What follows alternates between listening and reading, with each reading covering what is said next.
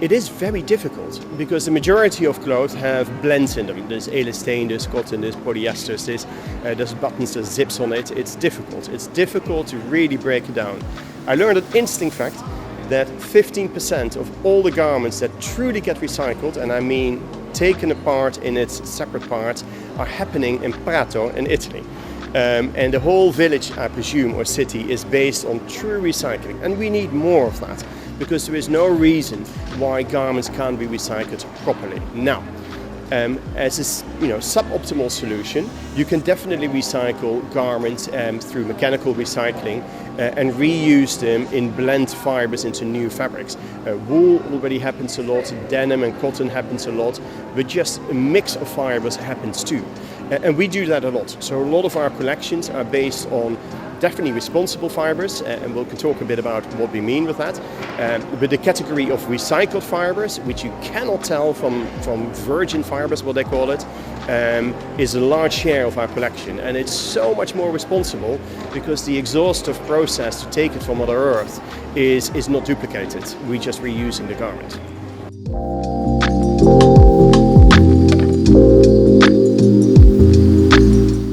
I think that's a very difficult question, and we haven't found the answer yet. I would definitely say a fiber that can be used and reused again. So you're thinking natural fibers of materials that are naturally grown and can be regenerated, but always without any pesticides and any fertilizers that basically damage Mother Earth for its ability to regenerate or carbon sequester. So the search is on. We're looking now at hemp. Hemp is a beautiful product because you can literally put it back in the ground and it will be biodegraded. But we're also looking at algae, we're looking at some very exotic natural fibers from Africa that haven't been used in the fashion in Europe or the world as we know. But if we can connect with the local communities and can support them for wider reasons, then that could be helpful to Mother Earth too. But the general message is, let it please not be any version of a synthetic fiber. Reused, recycled would be better. Virgin is a disaster, but just try to not do it at all. And the only caveat is, elastane is in many fashion items, t-shirts, there's always 1 or 2% in it, and that is a difficult one to replace, but we can get far.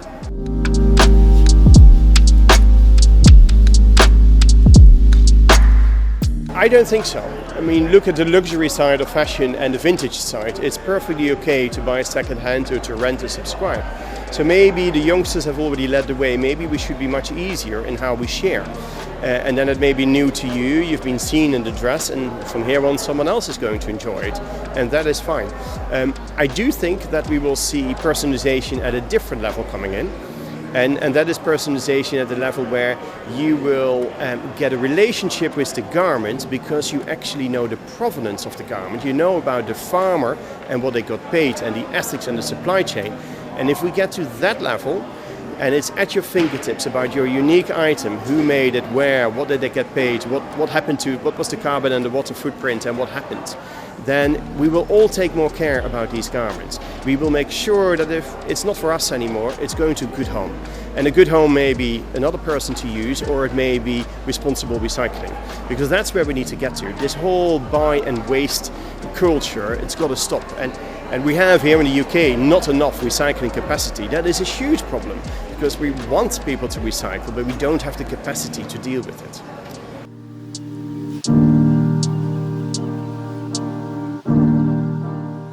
And I would say overall, I hope that customers start recognizing the brands. Like this brand is proven and is credible, responsible, so I'll support it that way.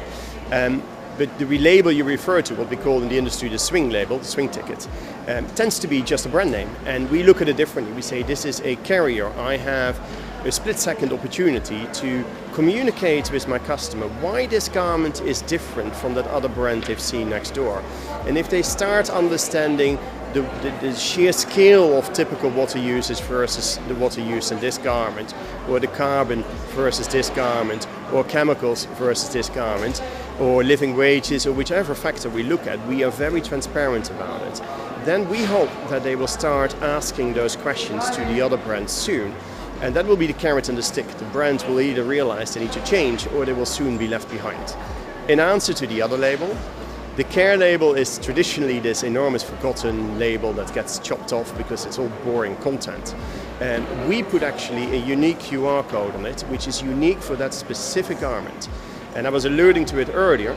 It will tell you the story of the garment. It will tell you where it came from, what the certificates are and how you can trace them, what our measurements are on how we quantify this, but also anecdotal or self-assessed data or imagery from the farms all the way back.